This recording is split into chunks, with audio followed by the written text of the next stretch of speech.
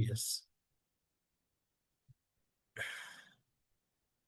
तो अब चर्चा होती है अयोध्या के बारे में। तो जो अयोध्या है वो कहा जाता है जो कौशल देश है कि नहीं। जैसे भारत देश है, भारत की राजधानी क्या है, दिल्ली है। तो ऐसे कौशल देश है जो कि सरयू नदी के किनारे में बना हुआ है था। उसका उसकी जो राजधानी है, उस राजधानी का नाम क्या था, अयोध्या। है कि नहीं, अयोध्या। है कि नहीं। युद्ध में जिसको हराया ना जा सके, उस उस इसलिए उसका नाम पड़ा अयोध्या। तो यहाँ पे अयोध्या के बारे में बहुत ग्लोरीज बताया गया है। अयोध्या इतना विशेष साम्राज्य था, है कि नहीं। Manu the first king of Ikshvaku dynasty had less it foundation. तो अयोध्या इतनी विशाल नगर था, इतना विशाल नगर था कि उसके चारों तरफ बहुत बड़ी बाउंड्रीज थी। और एक मोट कह सकते, मोट। है कि नहीं। अगर आपने बड़े राजा महाराजाओं का वो पैलेस देखे होंगे, तो उसके चारों तरफ मोट। मोट मतलब नदी की तरह होता है कि कोई भी क्रॉस डायरेक्टली आराम से सिटी के अंडर ना कर पाए। तो इतने विशाल मोट थे कि इवन क्लाउड्स जब आते थे तो वो उस मोट को देख के कंफ्यूज हो जाते थे कि कहीं ओशन तो नहीं है। तो और इतनी विशाल दीवारें थी, इतनी विशाल दीवार, और पूरी दीवार जितनी भी दीवार थी वो इक्विप्ड थी अलग अलग प्रकार के हथियारों से। लेकिन इवन छोटा सा छोटा एनिमी भी आएगा, उसको भी डिटेक्ट कर सकती थी। इवन मॉस्किटो आता है, उसके लिए भी एक प्रॉपर हथियार था। और इवन बड़ा सा बड़ा कोई एनिमी उस दीवार को पेनिट्रेट करता है, तो उसके लिए भी हथियार था। और अयोध्या एक ऐसा राज्य था जहां पे सिर्फ एक्सटर्नल जो एनिमीज है उनसे प्रोटेक्शन नहीं मिलता था। इवन जो इंटरनल एनिमीज है उससे प्रोटेक्शन के लिए भी पूरा सिस्टम बना हुआ था। आप में से जो भी डिवोटीज वीडियो ऑन कर सकते हैं, वीडियो ऑन कर लीजिए। मुझे अंधेरी स्क्रीन्स को कथा सुनाना उतना अच्छा नहीं लगेगा।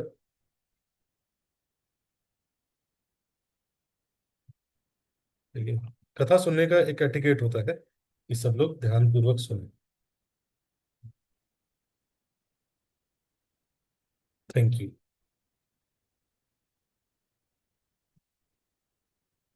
यस। तो ये इतनी विशाल नगरी थी। अब ये पूरा जो अयोध्या सिटी थी, इस जैसे ऐसा था कि जो मेन पैलेस था उसके आठों डायरेक्शन में बड़ी बड़ी रोड जा रही थी। और उस रोड के चारों तरफ घर थे। और उस रोड की डेली सफाई होती थी पुष्प से, है कि नहीं, गुलाब के पुष्प के जल से, रोज वाटर से। हाथी स्प्रिंकल करके, लेकिन वो मशीन नहीं जो कि आप दिल्ली में देखते हैं स्प्रिंकलर, वैसे नहीं, हाथी स्प्रिंकल करके वो धुलाई करते थे। और राजा ने वहां पे अलग अलग जगह म्यूजिशियंस बैठा रखे थे। और अलग अलग जगह म्यूजिक बजता रहता था। लेकिन म्यूजिक एक ऐसी चीज है कि व्यक्ति के इमोशंस को चेंज कर सकता है। लेकिन नेचुरल अगर देशभक्ति का कुछ म्यूजिक सुन ले अभी, तो आपके अंदर देशभक्ति वाली फीलिंग आ जाएगी। अभी अरिजीत सिंह के म्यूजिक सुन ले तो अभी रोने भी लगेंगे कुछ लोग। लेकिन तो म्यूजिक इतना पावरफुल एक्सपीरियंस है। तो हर जगह ऐसा नहीं, रिकॉर्डिंग नहीं, स्पीकर नहीं। अगर आप अभी ऋषिकेश में जाएंगे तो वहां पे स्पीकर्स लगा दिए हैं, तो कहीं से चल जाता है और वो चलता रहता है, दैट इज ओके। बट लोग इंगेज थे, अलग अलग प्रकार के म्यूजिशियंस। लेकिन वो जाके अलग अलग शहर में राजा पूरी व्यवस्था करते थे कि म्यूजिशियंस हर जगह रहें और म्यूजिक बजते रहें, और लोग एक पूरा फेस्टिव माहौल रहता था उस राज्य में।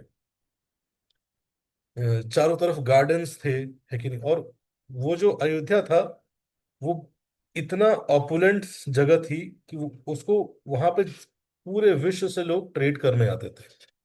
लेकिन ट्रेड की मेन जगह थी वो अयोध्या। और जो पत्थर थे, जो पूरा महल था, वो वहां पे चंद्रकांत ज्वेल्स लगे हुए थे। वहां जो पिलर्स थे वो सैंडलवुड के पिलर्स थे। पूरा एकदम मणियों से चमकता हुआ वाइट, प्योर वाइट मार्बल से पूरा का पूरा बड़ा महल बना हुआ। तो ऐसे हजारों महल थे, हजारों महल थे, हजारों गार्डन थे।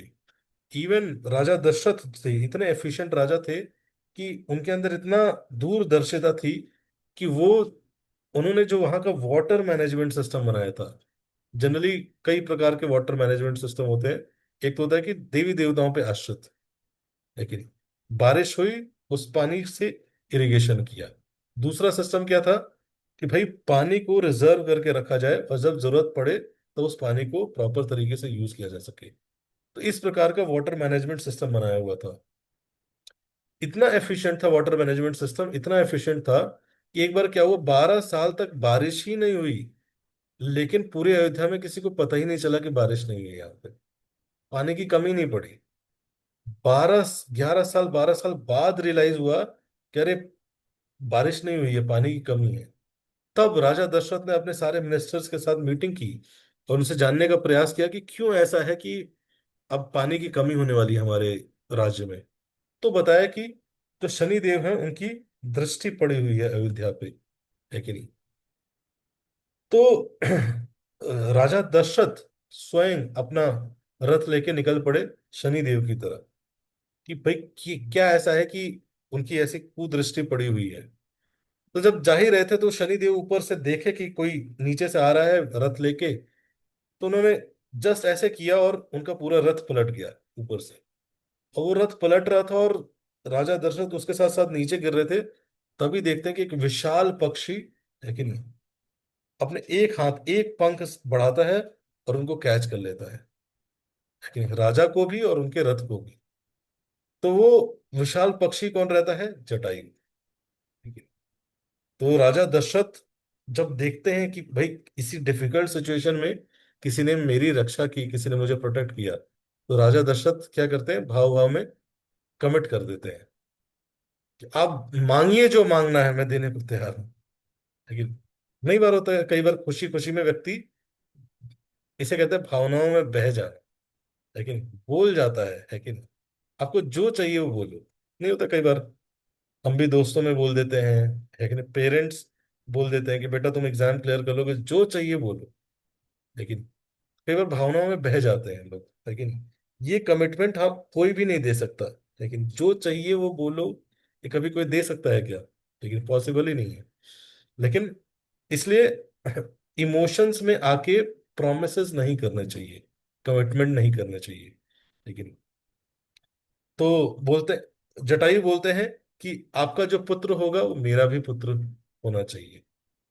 क्या मांगना है? तो जटायु बोलते हैं कि आपका जो पुत्र होगा वो मेरा भी पुत्र होना चाहिए। तो जटायु के वही आप देखेंगे आगे जाके, जटायु अपना पूरा जीवन सैक्रिफाइस कर देते हैं सीता माता की रक्षा के लिए। अब बाद में प्रभु श्री राम स्वयं उनका अंतिम संस्कार करते हैं। तो जटायु जो थे, उनके अंदर ऐसी सैक्रिफाइस की भावना आई कैसे?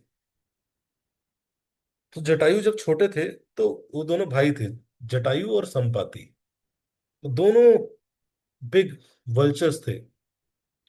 तो उन्होंने दोनों क्या कर रहे थे, एक दिन रेस लगा रहे थे कि कौन सूर्य तक सबसे पहले पहुंचेगा। और पहुंचते पहुंचते पहुंचते पहुंचते इतनी स्पीड में थे कि उनको रियलाइज नहीं हुआ कि वो बहुत करीब आ गए हैं। और धीरे धीरे हीट बढ़ते जा रही थी। तो संपाति ने क्या किया, अपना एक हाथ बढ़ा के, पंख बढ़ा के, उसने जटायु को प्रोटेक्ट कर लिया। और किसी तरह से उनका एक पंख डिस्ट्रॉय हो गया, जल गया, लेकिन जटायु की प्राणों की रक्षा की। जटायु ने जब बचपन से अपने भाई को ऐसा सैक्रिफाइस स्पिरिट में जीते हुए देखा ना, तो जटायु ने भी बोला कि I also want to live a life of sacrifice. जैसे हम कल चर्चा कर रहे थे कि हर व्यक्ति के जीवन में कोई ना कोई हीरो होता है।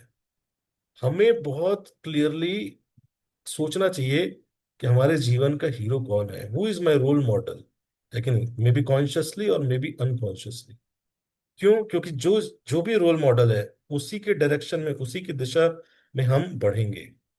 तो जटायु की लाइफ में उसके उसका जो भाई था संपाति, है कि नहीं, जिसने अपनी चिंता ना करते हुए जटायु की चिंता की, और जिसके कारण जटायु के अंदर वो सैक्रिफाइसिंग स्पिरिट आया। तो इस तरह से जटायु क्या मांगते हैं कि आपका जो पुत्र होगा। तो राजा दशरथ भी सोचते हैं कि अभी तो कोई पुत्र है नहीं, होगा तो जो देखा जाएगा, तो बोल देते हैं, कमिट कर देते हैं। तो इस तरह से फिर दोबारा जाते हैं। तो जब शनिदेव देखते हैं कि इतना डिटर्मिनेशन है इस राजा के अंदर अपनी प्रजा के लिए, तो क्या करते हैं, आशीर्वाद दे देते हैं, और फिर वहां पे अयोध्या में बारिश हो जाती है। सो हाँ, तो अयोध्या के बारे में हम चर्चा कर रहे थे। ऐसा राज्य जहाँ का राजा इतना सामर्थ्यवान था, इतना डिटरमाइन था, किस लिए? उस प्रजा को सर्व करने के लिए। अयोध्या को बोला जाता है कि एक ऐसा राज्य था जहां पे कोई ताले नहीं लगाता, और जहां पे कोई चैरिटी नहीं करता था। तो ताले क्यों नहीं लगाता? सिक्योरिटी सिस्टम अच्छा नहीं था क्या? ताले इसलिए नहीं लगाते थे क्योंकि किसी को, किसी कोई इतना डिससेटिस्फाइड था ही नहीं कि वो जाके दूसरों के यहाँ से चोरी करे। और चैरिटी क्यों नहीं करते थे लोग वहां पे? क्योंकि सब सेटिस्फाइड थे, किसी को किसी से कुछ चाहिए नहीं था। अगर किसी को चाहिए होता था तो अयोध्या के राजकोष खुले रहते थे, वो वहां से जाता था, वहां से लेके आके अपने लिए जो भी चाहिए आराम से यूज कर सकता था। वहां पे जो ब्राह्मण थे, है कि नहीं, वो भी भिक्षा, है कि नहीं, उनके पास इतना संपूर्ण ज्ञान था, और ज्ञान के साथ साथ अपने सेंसेस पे कंट्रोल था। और जो वो लोगों को शिक्षा देते, वो क्या करते, अपने जीवन में भी उतारते। इसलिए उनको क्या बोला जाता, सिर्फ ब्राह्मण नहीं बोला जाता पहले के लोगों को, पहले के टीचर्स को, लेकिन पहले के टीचर्स को बोला जाता था आचार्य। लेकिन आचार्य जी, आचार्य जी का मतलब होता है वो व्यक्ति जो बोलता है उसको करता है, अपने आचरण से शिक्षा देता है। तो आजकल हम, नॉलेज दो पार्ट में होता है। एक वो जो कि बोल के सिखाया जाता है, दूसरा जो करके सिखाया जाता है। तो आजकल जो हम सीख रहे हैं वो बोल के वाला सीख ले रहे हैं, लेकिन यूट्यूब पे जाते हैं, 1-1.5 घंटा लेक्चर सुनते हैं, तो सुन सुन के बहुत कुछ सीख जाते हैं, लेकिन कई लोग नोट्स भी बनाते हैं, लेकिन तो इस तरह से हम कई शिक्षा ले रहे हैं। लेकिन जो देख के सीखते हैं, साथ रह के सीखते हैं, वो शिक्षा, वो ज्ञान ऐसे नहीं मिल सकता, लेकिन जैसे इसलिए बोला जाता था, तद विधि प्रणिपातेन परिप्रश्नेन सेवया, है कि नहीं? Approach to a spiritual master, serve him, and then ask question. लेकिन जब तक आप सर्विस नहीं करोगे, लेकिन साथ रह के सर्विस नहीं करता है व्यक्ति, तब तक वो सीख नहीं सकता।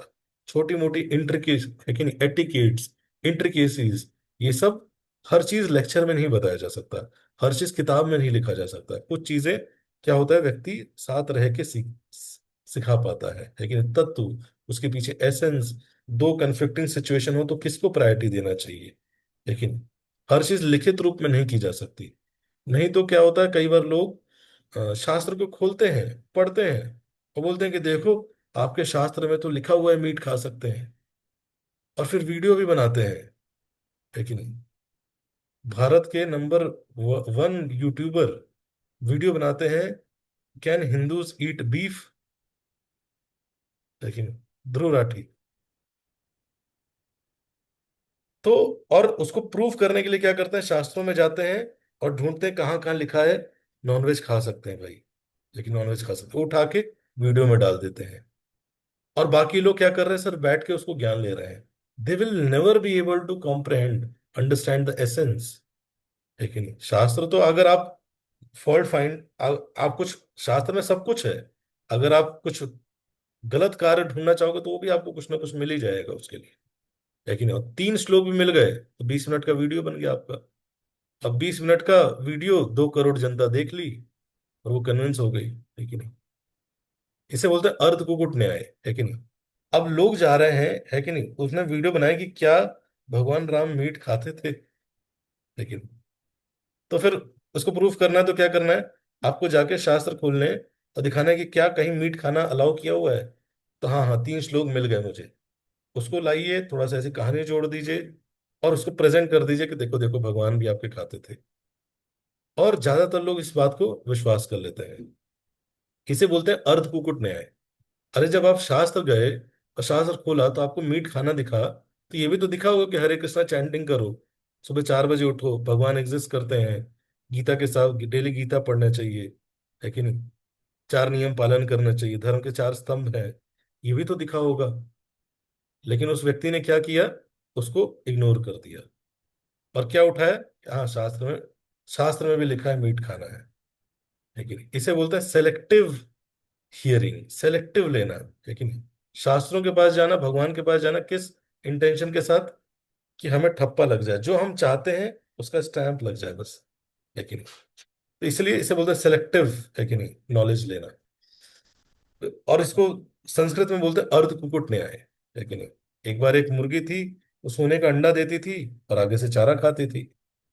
तो व्यक्ति ने सोचा कि भाई, ये पीछे वाला पार्ट जो है इसका अंडा देता है, आगे वाला पार्ट चारा, है कि नहीं, मुझे डेली इसको चारा फीड करना पड़ता है। तो उसने बोला कि आगे वाला काट देते हैं, है कि नहीं? थोड़ा मोड़ा जो चारा दे रहा हूँ, 4-5 रुपए का, वो भी नहीं देना पड़ेगा, है कि नहीं? तो उसको काट दिया, ठीक है।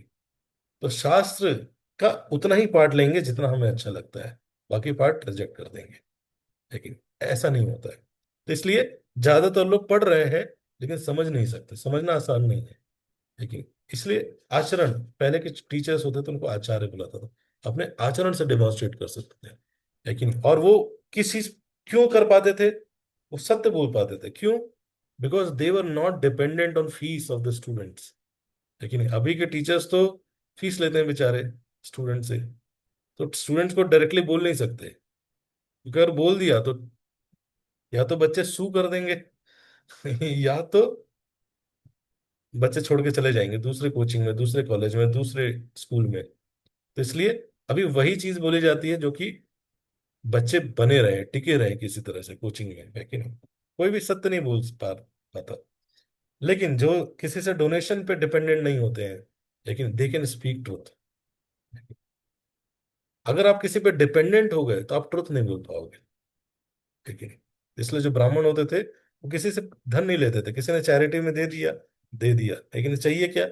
अपने जीवन में सेटिस्फाइड रहते थे, बहुत कुछ नीड नहीं था, लेकिन और क्यों ऐसा करते थे? तभी आप सत्य बोल पाओगे। तो, तो अपने साथ स्ट्रिक्ट रहते थे, लेकिन देवर अकोमोडेटिंग विथ अदर्स, लेकिन कोई किसी, जैसे हमने कल चर्चा किया था नारद मुनि का, है कि नहीं, ही अकोमोडेटेड विथ वाल्मीकि मुनि। और वो भिक्षा नहीं मांगते थे ब्राह्मण, है कि नहीं? अभी जैसे ही देखते हैं तो ब्राह्मण जैसे बोला जाता है तो दिखता है कि सैफरन पहन के भीख मांग रहा होगा, भिखारी ट्रेन में घूम रहा होगा, भीख भीख मांगता होगा। नो, सर्वाइवल के लिए भिक्षा नहीं मांगते थे। They received absolute respect for wisdom, knowledge and their behaviour and purity. लोग उनको सम्मान करते थे उनके ज्ञान के लिए, उनकी प्योरिटी के लिए। दशरथ, दशरथ का मतलब ही था जिसका रथ 10 दिशाओं में जा सकता हो, या फिर जिसने 10 दिशाओं में विजय प्राप्त की हो, उसका उनका नाम है दशरथ। तो दशरथ राजा जो दशरथ थे उनके पास भी बहुत विशेष ज्ञान था। He has in depth knowledge of the Vedas, expertise in military sciences, purity of mind and kindness and empathy. Citizen, जो अयोध्या के थे सिटीजन्स थे, प्रजा थी, कंटेंट रहती थी, प्योर थी, खुश रहती थी। सब कुछ होने के बाद भी क्या था? एक कष्ट था। तो राजा दशरथ की जो प्रजा थी और उनकी आर्मी थी बड़ी स्ट्रांग थी, है कि नहीं? उनका जो एक एक वॉरियर था, एक एक सेनापति था, वो एक एक राजा के बराबर था। तो इतने पावरफुल वॉरियर्स थे, स्टिल उनकी खास बात की थी कि वो एक साथ रहते थे, लेकिन अंडर गाइडेंस ऑफ राजा दशरथ। हर सैनिक एक एक शेर के बराबर था, लेकिन सब साथ रहते थे। तो सब कुछ करते, जितने भी सैनिक थे उनके मिलिट्री में, लेकिन एक चीज प्रैक्टिस नहीं करते, क्या? Sonic archery. सोनिक आर्चरी वो होता है कि आप सुन के और निशाना लगा सकते हो। जस्ट आप सुन के निशाना लगा सकते हो किसी भी चीज पे, लेकिन तो ये प्रैक्टिस से प्रैक्टिस करते थे। तो राजा दशरथ के राज्य में ये बैन था। क्यों? क्योंकि उसकी स्टोरी आती है। जब राजा दशरथ यंग थे तो राजा का कार्य क्या होता है? राजा प्रजा का होता है। प्रजा मतलब human beings and animals and everything. तो पहले के राजा शिकार पे जाया करते थे। तो राजा दशरथ शिकार पे गए हुए थे और वो ये सोनिक आर्चरी सीखे थे और वो उसको प्रैक्टिस ही कर रहे थे। तो ऐसे ध्यान लगा रहे थे तो उनको पास में एक तालाब में कुछ आवाज सुनाई दी। उनको ऐसा लगा कि कोई शेर है जो कि उस शेर तालाब में जाके पानी पी रहा है। और उन्होंने तुरंत उस आवाज की तरफ वो तीर चला दिया। और जैसे ही वो तीर चलाया, वो तीर किधर गया? वो एक यंग लड़का था जो कि एक्चुअली शेर पानी नहीं पी रहा था, कह रहा था एक यंग लड़का अपने मटके से पानी भर रहा था। वो तीर जाके सीधे उसके हृदय में आघात कर दिया। और जैसे ही ये हुआ, तो राजा दशरथ को तुरंत रियलाइज हुआ कि उनसे बहुत बड़ी गलती हो गई है। राजा दशरथ तुरंत उस उधर भाग के गए। तो उस लड़के ने बोला कि मेरे माँ बाप हैं, वो दोनों अंधे हैं और दोनों पास में ही वेट कर रहे हैं, लेकिन और मैं उनके लिए पानी भरने लाया था, ये क्या किया आपने? अब उनका ख्याल कौन रखेगा? इस तरह से बोलते बोलते उसने प्राण त्याग दिए। अब राजा दशरथ गए उनके पास किसी तरह से हिम्मत करते हुए, लेकिन राजा दशरथ और वहां जाके जैसे ही उन्होंने, उनके पेरेंट्स ने वो आवाज सुनी, आहट सुनी, वो समझ गए कि हमारा ये कोई अनआइडेंटिफाइड व्यक्ति है, ये हमारा पुत्र नहीं है और कुछ जरूर हुआ है। राजा दशरथ जाके उनको एक्सप्लेन करने लगे, ठीक है। एक्सप्लेनेशन देना बहुत आसान होता है, तो जस्टिफाई वंस एक्शन, मैंने ऐसा किया था, मेरे से ये नहीं कर रहा था, लेकिन कुछ गलती हो जाती है तो उसको अपने पोजीशन पे खड़े होके उसको बताना बहुत आसान होता है। लेकिन मुश्किल क्या होता है? रिस्पॉन्सिबिलिटी एक्ट करना, सोच के एक्ट करना। लेकिन जैसे उन्होंने क्या किया, उन्होंने जस्ट आवाज सुनी और बाण चला दिया। वैसे ही हम भी कई बार क्या करते हैं, हम कुछ भी सुनते हैं और मुंह से कुछ भी बोल देते हैं, कुछ भी बोल देते हैं, लेकिन या कुछ भी देखते हैं और कुछ भी कर देते हैं, लेकिन डिफरेंस नहीं है। यहाँ पे किसी की मृत्यु हो गई, लेकिन वो किसी के बाण यहाँ पे लगा और उसकी मृत्यु हो गई, क्योंकि वो तीर से, धनुष से निकला था। कई बार बाण यहाँ से निकलते हैं, मुख से निकलते हैं और यहाँ से जाते हैं और हृदय में जाते हैं। लेकिन इसलिए कई बार बोला जाता है थिंक बिफोर यू स्पीक, लेकिन थिंक बिफोर यू एक्ट। लेकिन ये जो थिंक वर्ड है, ये खत्म हो गया है। लेकिन speak and act, act and speak, speak and act, act and speak, सोचना बड़ा डिफिकल्ट हो गया है। और क्यों? जस्ट बिकॉज ऑफ पैशन, रजोगुण। लेकिन पैशन में व्यक्ति क्या रहता है, उसको कुछ ना कुछ बोलना है, उसको ना कुछ कुछ करना है, उसने कुछ कुछ दिखाना है, रजोगुण। लेकिन पैशन, पैशन के कारण क्या होता है, व्यक्ति के जीवन से रीजनिंग खत्म हो जाती है। पैशन क्या करता है, व्यक्ति को ओवर कॉन्फिडेंट कई बार बना देता है। और ओवर कॉन्फिडेंस में व्यक्ति आके क्या करता है, कुछ भी करता है।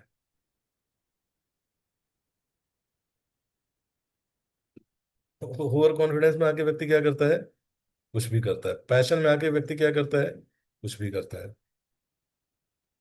तो इसीलिए है कि नहीं, कई बार ऐसा लगता है why this spiritual life is important, है कि नहीं, वाई दिस शास्त्र पढ़ना, है कि नहीं, रामायण सुनने से क्या होगा, भगवान के नामों का जप करने से क्या होगा।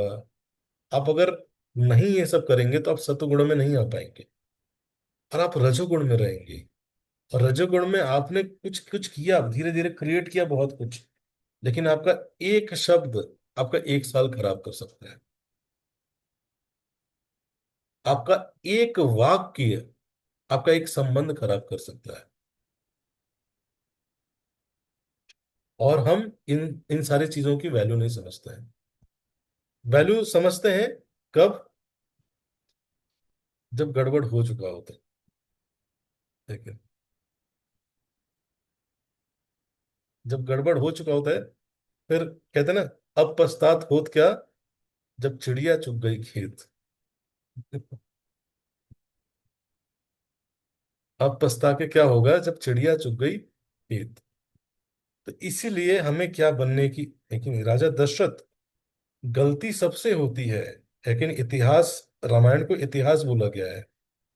और आचार्य जिस पे कमेंट्रीज देते हैं, क्यों? ये शिक्षा देने के लिए हमें, कि हम भी वो सेम गलती ना करें। क्या?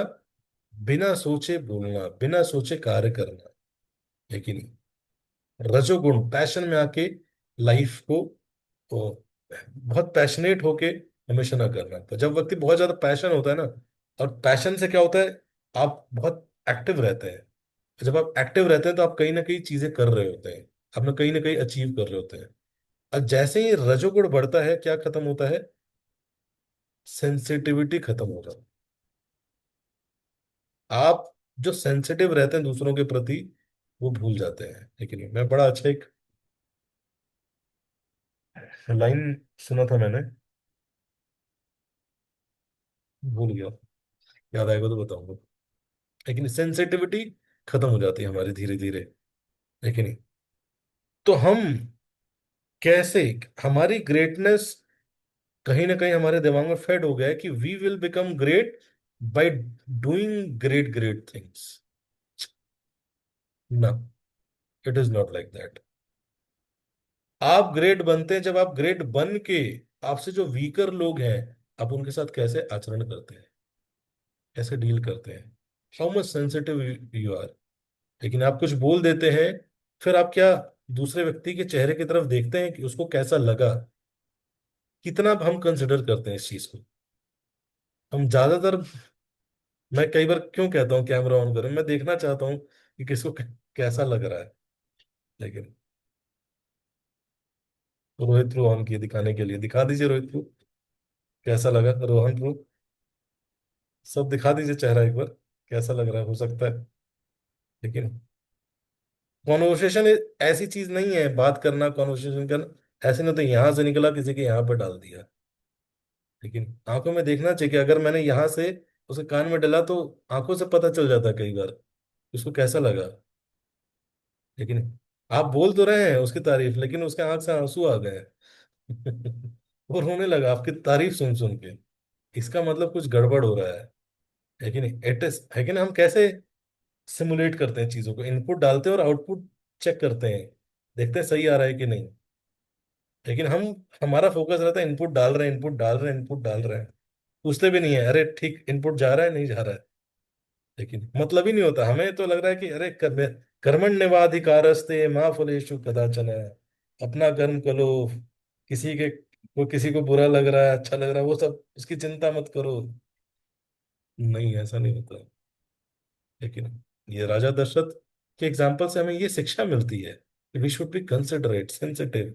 लेकिन without thinking we should not speak, without thinking we should not act. लेकिन और ये कहीं ना कहीं, जैसे मैं अपना एग्जांपल देता हूँ, लेकिन कई बार बहुत ज्यादा फ्रेंडली या ये सब के रहते हैं तो हंसी मजाक चलता रहता है। तो ऐसे ही एक डिवोटी आए हुए थे, तो ही वॉज यूजिंग, मैंने उनको, मुझे वॉशिंग मशीन, वो कॉम्प्लिकेटेड वाली वॉशिंग मशीन थी, मुझे यूज करना नहीं आता, मैंने उनको बुलाया। तो कुछ ट्राई कर रहे थे तो उनसे एक बार में नहीं हुआ, तो मैंने, मेरे मुंह से तुरंत निकला कि आपको आता है बहुत नॉर्मल हो गया है कि नहीं? आप देखोगे कि ये जो लैंग्वेज है ना कहीं हम इस कल्चर में रह रहे हैं, सोशल मीडिया में जो कंज्यूम कर रहे हैं वो कहीं ना कहीं इम्प्रेग्नेट हो गया है हमारे अंदर। तो फॉर ग्रांटेड लेके बात करना, थोड़ा बेइज्जती करना, लेकिन ये बहुत नॉर्मल हो गया है। बट अगर हम इनग्रेन्ड रहते हैं, एब्जॉर्ब रहते हैं रामायण में, महाभारत में, श्रीमद् भागवतम में, वहां तो कहीं ऐसे भी कॉन्वर्सेशन नहीं होता है। तो इससे ऊपर उठना है अगर, तो क्या करना पड़ेगा, हमें सतोगुण में आना पड़ेगा। और सतोगुण में आके हमें इन सारे शास्त्रों से सीखना पड़ेगा कैसे बात करते हैं। तो लोग जब आप शास्त्र पढ़ते हैं, जस्ट इंफॉर्मेशन गैदर मत करिए, अच्छा ये हुआ था, ये हुआ था, ये हुआ था, फिर ये हुआ था, ये हुआ था, ये हुआ। कोई हिस्ट्री का एग्जाम थोड़े ना है, कोई टेस्ट देना है क्या किस हल्दी घाटी की लड़ाई में क्या हुआ था, सनी देओल ने क्या किया था, कोई हिस्ट्री का एग्जाम नहीं होने वाला है रामायण का। लेकिन रामायण क्यों सुननी चाहिए? शिक्षा के लिए, सीखने के लिए, सीखने के भाव से। है कि नहीं? कई बार लोग परेशान होंगे कि प्रभु जी क्या हो गया, दूसरा दिन हो गया, अभी राम जी का जन्म नहीं हुआ, आप तो बाल लीला सुनाने वाले थे। यही लीला है। लीला यही है। ये रियलाइज कर पाना कि हम गड़बड़ कर रहे हैं, यही लीला है। लेकिन दर्पण, दर्पण से पता चलता है जब हम रामायण पढ़ते हैं, महाभारत पढ़ते हैं, भागवतम पढ़ते हैं, तो शीशा ऐसे रख देते हैं भगवान और दिखाते हैं ये देखो ये है। और फिर पढ़ते पढ़ते क्या होता है, चेतो दर्पण मार्जन, चेतना शुद्ध होती है। लेकिन सबसे पहले तो पता होना कि अरे कहाँ कहाँ क्या प्रॉब्लम है, नहीं तो ऐसा लगता है कि ओह रामायण मतलब तो अच्छा, राम जी ऐसे हुए थे, सीता जी ऐसी हुई थी, ये ऐसे हुए थे। लेकिन सब इंफॉर्मेशन पता होता है, जनक जी उनका विवाह यहाँ हुआ था, उनकी बहन का क्या नाम है। लोग एकदम इक्विप्ड रहते हैं पूरा, भरपूर मात्रा में भरे रहते हैं। लेकिन शिक्षा, लेकिन वो शिक्षा जो व्यक्ति के हृदय को परिवर्तित करे। आज ऐसी जरूरत है परिवर्तित हृदय वाले व्यक्तियों की। तो इस तरह से उस दिन के बाद से सब बंद हो गया। क्या बंद हो गया? कोई भी सोने का आर्चरी नहीं करेगा। अब राजा दशरथ थे, उनके 8 बिग एम थे। बिग एम मतलब big ministers, council of ministers या मंत्रीज, लेकिन जिनसे वो कंसल्ट करते थे। राजा भी अकेले डिसीजंस नहीं लेता था, लेकिन उसकी एक टीम होती थी, वो उस टीम से डिस्कस करता था। वो टीम ऐसी टीम थी कि हर टीम में एक एक व्यक्ति एक एक चीज में एक्सपर्ट था। ऐसा नहीं था कि वो टीम में आपस में एनवियसनेस था कि इस टीम से उसको बाहर निकालो, इस टीम से उसको बाहर निकालो, इस टीम का लीडर ये कौन है, नहीं। हर व्यक्ति एक दूसरे का रेस्पेक्ट करता था। लेकिन कैसे चूज किया गया था उन उस टीम को, क्लोज टीम को, कोर टीम? लेकिन कोर जेम टीम कैसे सेलेक्ट की गई थी?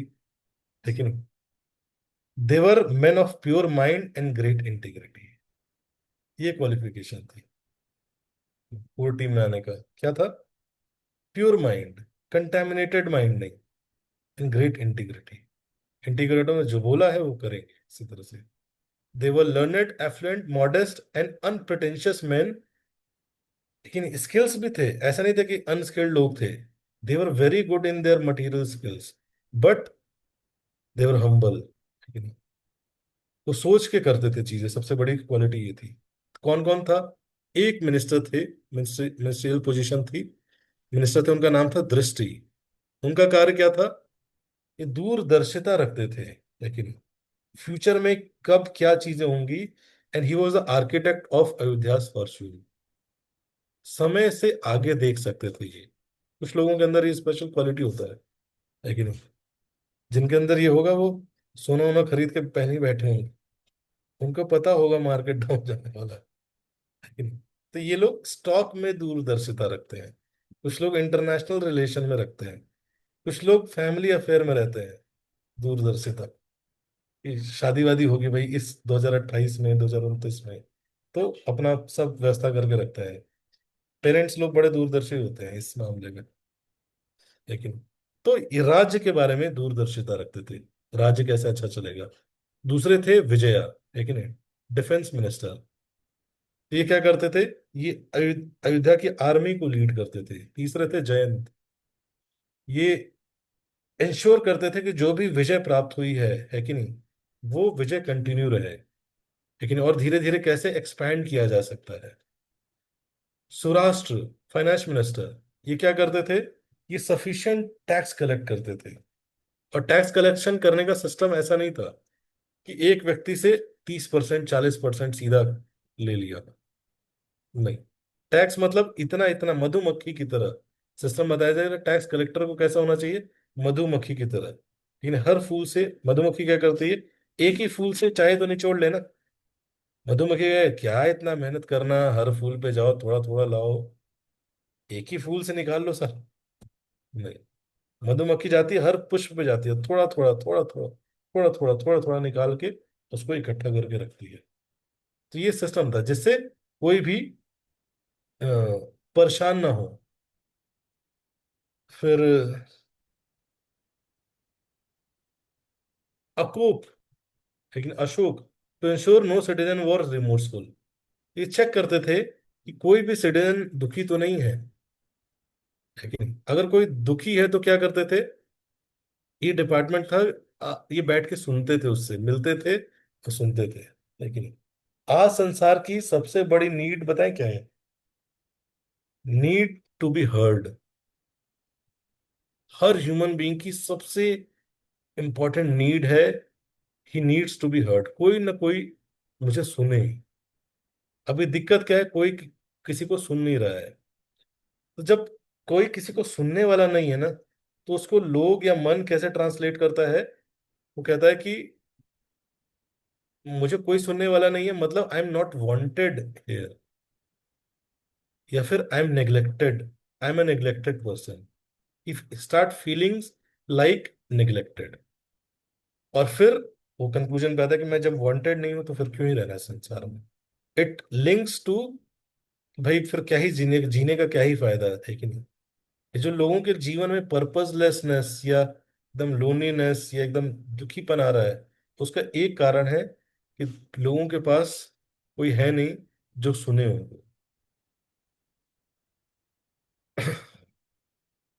ज्यादातर लोग, कई बार ऐसा लगता है कि वो संसार में इतनी प्रॉब्लम है, बट बहुत कम लोग हैं जो कि इस प्रॉब्लम का सॉल्यूशन चाहते हैं।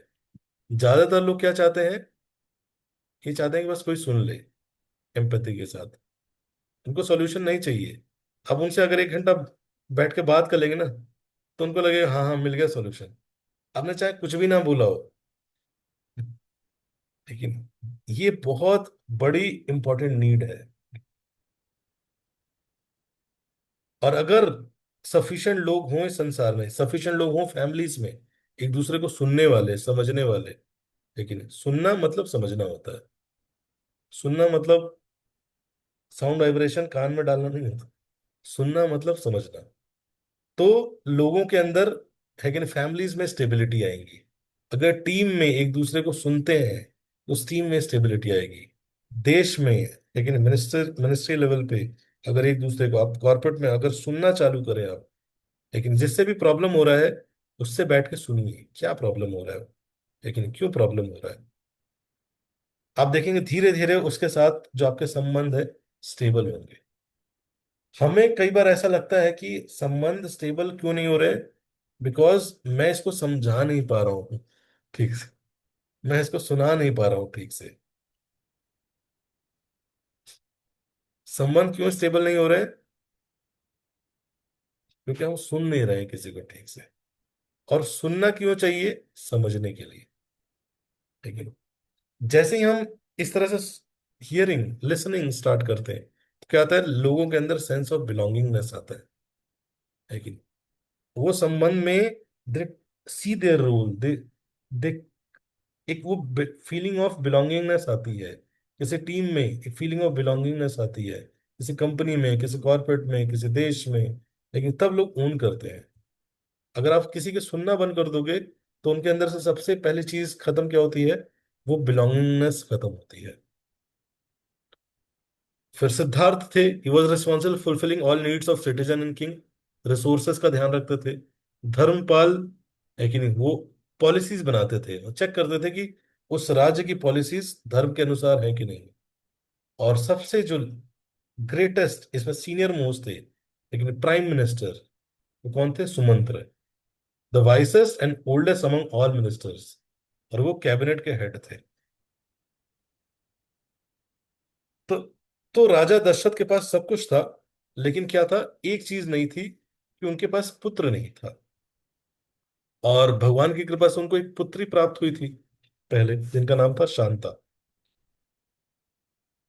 तो 353 रानी थी उनके पास, लेकिन एक भी पुत्र नहीं था। तो अपने उन्होंने उन्होंने मिनिस्टर्स को बुलाया और कंसल्ट करने लगे कि हमें क्या करना चाहिए। क्या मुझे अश्वमेध यज्ञ करना चाहिए? तो सुमंत्र जी बोलते हैं कि हम अश्वमेध यज्ञ करेंगे, बट सनत कुमार जी ने मुझे पहले ही बताया था कि आप फ्यूचर में ऐसा ऐसा यज्ञ की बात करेंगे तो हमें पुत्र कामेष्ठी यज्ञ करना चाहिए। बट उस पुत्र कामेष्टि यज्ञ को प्राप्त करने के लिए आपको क्या चाहिए? एक बहुत एलिजिबल व्यक्ति चाहिए जो यज्ञ को कर सके। यज्ञ को करने वाला ऐसा व्यक्ति नहीं होना चाहिए कि कुछ भी कर रहा है वो। ठीक है नहीं? यज्ञ आजकल क्या हो गया है? वो हो गया, रिचुअल हो गया है, एक फैंसी चीज हो गई यज्ञ। और कौन कर सकता है? कोई भी कर सकता है कि नहीं? हम जब मेरे घर का गृह प्रवेश हो रहा था तो उस समय मैंने पंडित जी को बुलाया। तो पंडित जी खैनी खाते खाते यज्ञ कर रहे थे। खैनी खाते खाते क्या हुआ है कि नहीं, उन्होंने दिया, चढ़ावा दिया, आरती वारती की, चढ़ावा दिया, सारे नोट वोट सब ने चढ़ावा चढ़ाया। पूरे नोटों से भरा हुआ बड़ा सा परात था, बीच में आग जल रही थी। और वो पूरा चढ़ावा आया, उनको रखा।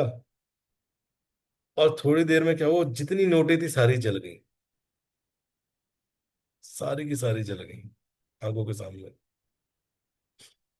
पंडित जी को सिक्के मिले सिर्फ, ताकि खैनी खा सके। लेकिन नहीं, बहुत है कि नहीं? अब जितना ही पावरफुल चीज आप एस्पायर कर रहे हो, उतना ही प्योर चीज चाहिए। लेकिन without purity you cannot give very higher thing. ठीक है नहीं? तो अब इतना प्योर व्यक्ति कौन आएगा? तो बोला कि सनत कुमार ने बताया था कि इस पूरे यज्ञ को करने के लिए एक ही व्यक्ति काबिल है, उनका क्या नाम है? ऋषि सिंह। लेकिन अगर उनको बुला सकते हैं तो उनको बुलाइए। तो बोलते हैं कि ऋषि सिंह है कौन, इनकी कहानी सुनाइए। तो ऋषि सिंह बताते हैं कि ये एक्चुअल में जो आपकी जो पुत्री है, लेकिन उनके क्या है, ये हस्बैंड है। तो राजा दशरथ को बहुत पहले एक पुत्री हुई थी जिनका नाम था शांता। तो शांता, तो जो उनके फ्रेंड थे रोमपाद ऋषि, जैसे कौशल देश है, इसके राजा थे राजा दशरथ। वैसे अंग देश है, अंकोर वट सुना होगा आपने, कंबोडिया। इस क्षेत्र के जो राजा थे उस समय, वो कौन थे? रोमपाद ऋषि, सॉरी रोमपाद, राजा रोमपाद। लेकिन कुछ अगले द्वापर युग में अंग देश के राजा बने कौन? कर्ण। तो राजा रोमपाद थे, उन्होंने जाके रिक्वेस्ट किया कि मेरी भी कोई पुत्र नहीं है, आप प्लीज ये मुझे दे दीजिए। और बहुत बेग करके उन्होंने अडॉप्ट कर लिया उस पुत्री को। अब उनकी पुत्री को, शांता को, वो लेगा और अपने साथ रखने लगे।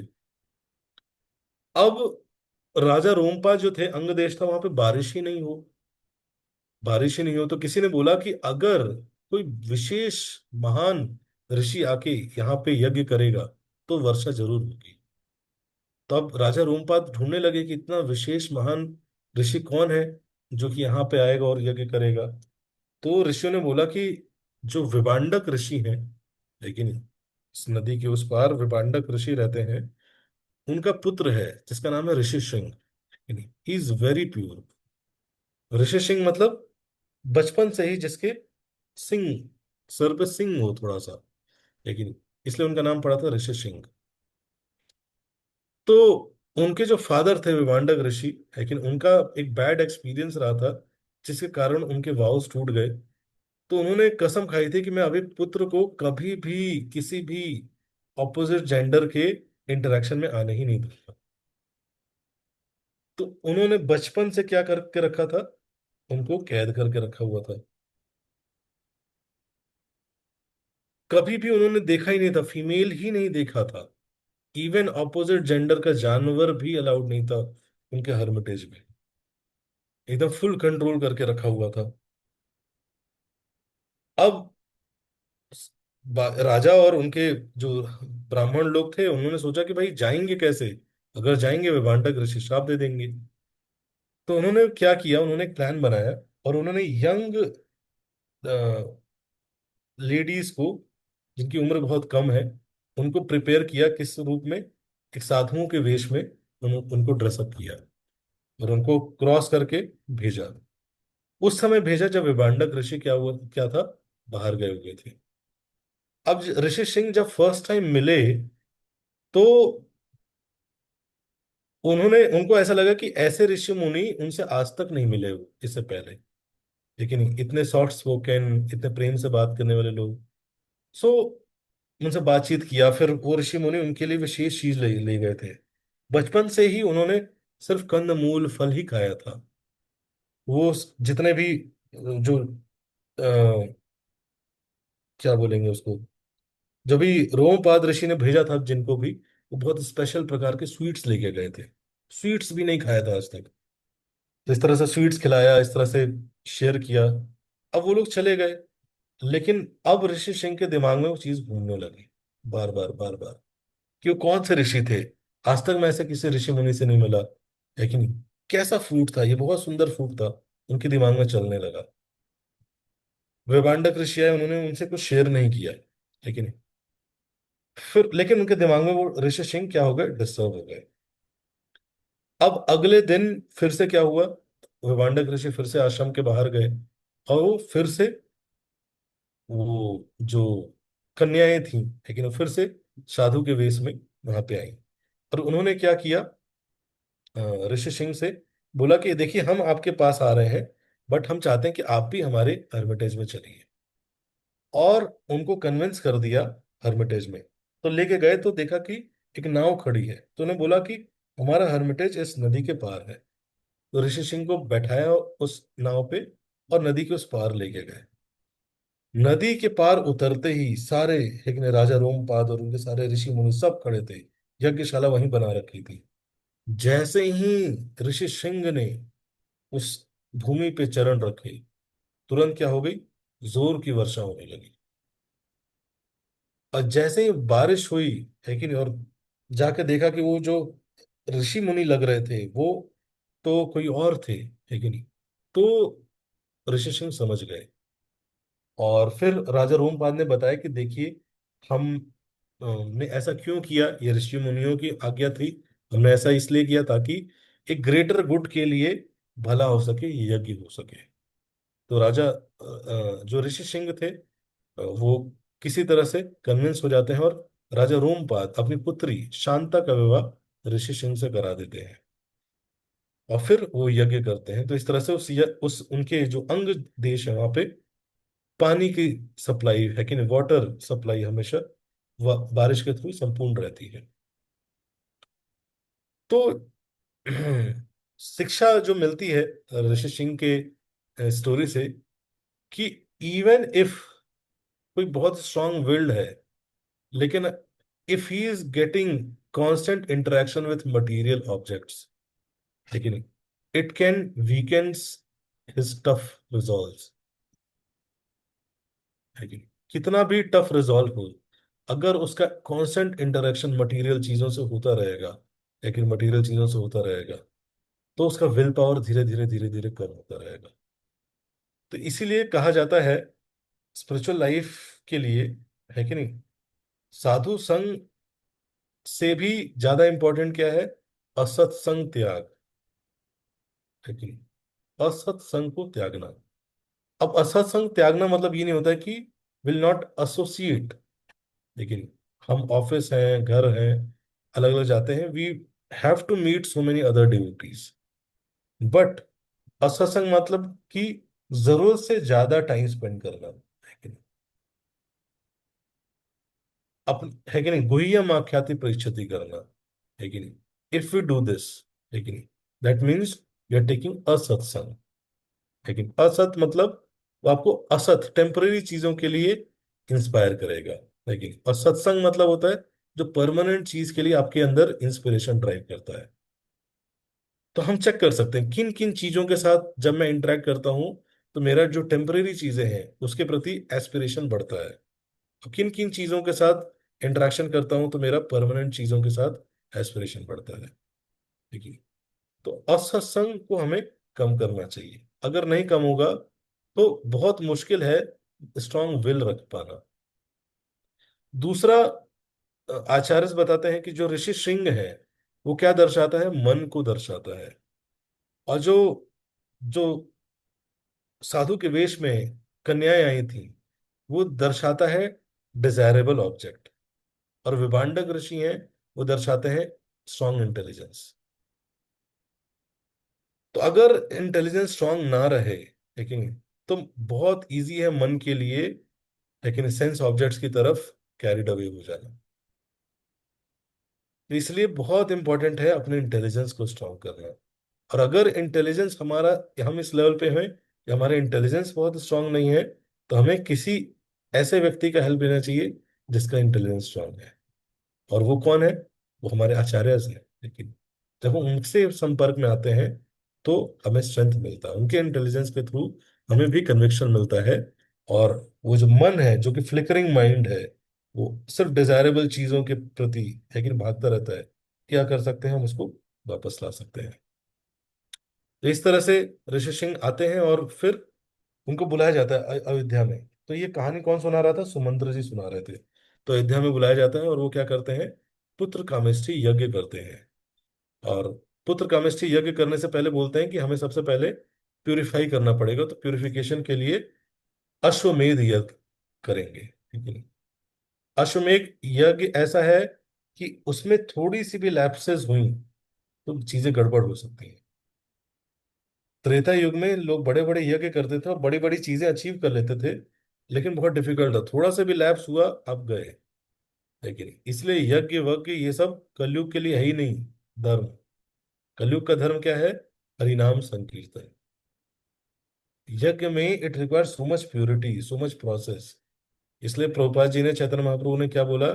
नाम नाम कारी बहुधा निज सर्वशक्ति, तत्रार्पिता नियमत स्मरणे न काल। है कि नहीं? देर इज नो नियम काल। है कि नहीं? तो बहुत वशिष्ठ जी जो थे वो स्वयं सुपरवाइज कर रहे थे पूरा यज्ञ, लेकिन कि उसमें थोड़ा सा भी लैप्स ना हो जाए। और जब यज्ञ कंप्लीट हुआ तो राजा दशरथ ने क्या किया? चैरिटी किया गया, है कि नहीं? और रघुनंदन, भगवान राम का नाम क्या था? रघुनंदन, है कि नहीं? क्यों? क्योंकि उनके कुल में एक राजा आते थे जिनका नाम है रघु। तो उन्होंने क्या किया था? एक बार विश्वजीत यज्ञ किया। तो विश्वजीत यज्ञ करने के बाद चैरिटी देने लगे तो जितना भी उनके पास था सब चैरिटी दे दिए, सोचे ही नहीं कि मेरे पास क्या रहेगा। तभी उनके पास जब पूरा चैरिटी दे दिए, सब लोग चले गए, उसके बाद कुछ एक जो स्कॉलर थे कुछ, वो उनके पास आए और उन्होंने बोले कि मुझे भी कुछ धन चाहिए। तो गए तो देखे कि मेरे पास कुछ धन तो है ही नहीं, मैं चैरिटी कैसे दूंगा? कुछ को जैसे ही पता चला गया अरे ये तो सब कुछ बांट चुके हैं, तो क्या बोले कि नहीं नहीं, हमें नहीं चाहिए आपसे कोई भी चैरिटी। तो राजा जो रघु थे, राजा रघु, उन्होंने प्रॉमिस किया कि मैं देवताओं से लेके बैक करके उनसे लेके आऊंगा, लेकिन कुबेर से, और अगर वो नहीं देंगे मैं उनसे युद्ध करूंगा। तो जैसे ही इस तरह से वाव लिया, अगले दिन क्या हुआ? सोने के सिक्कों की बारिश हुई। तो पूरा जो कुल है वो क्या है कि नहीं, ही इज वेरी, दैट कुल इज वेरी चैरिटेबल। और कहते हैं चैरिटी करने से कभी आपके पास कम नहीं होगा, लेकिन जिसने भी चैरिटी किया है, चैरिटी करने वालों के पास कभी कमी नहीं होती है। तो इस प्रकार से वो राजा दशरथ चैरिटी करते हैं। और क्या करते हैं? सब कुछ वो भी अपना साधु संतों को दे देते हैं। लेकिन साधु संत ऐसे होते हैं कि वो कहते हैं कि इतना हम करेंगे क्या, ये सब वापस रख लीजिए। ऐसा नहीं कि सब कुछ दिया तो सब कुछ लेके चले गए।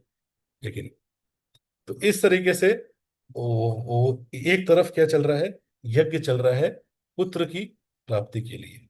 अब 353 रानियां कैसे थी? तो एक्चुअल में राजा दशरथ की 3 ही रानी थी।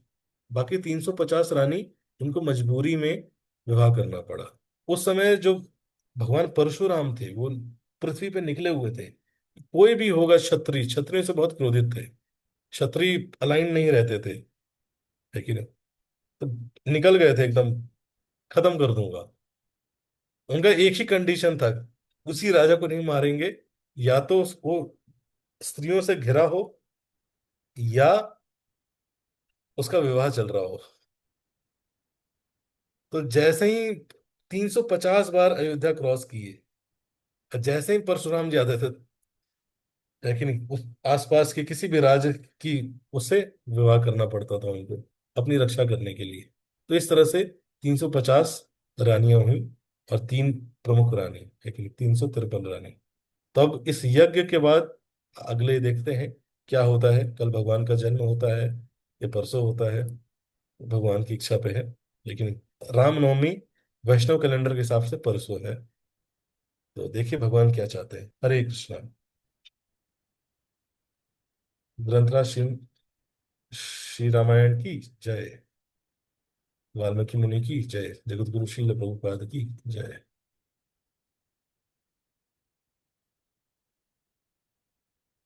लेकिन प्रभु जी जन्म कल ही करवाई है।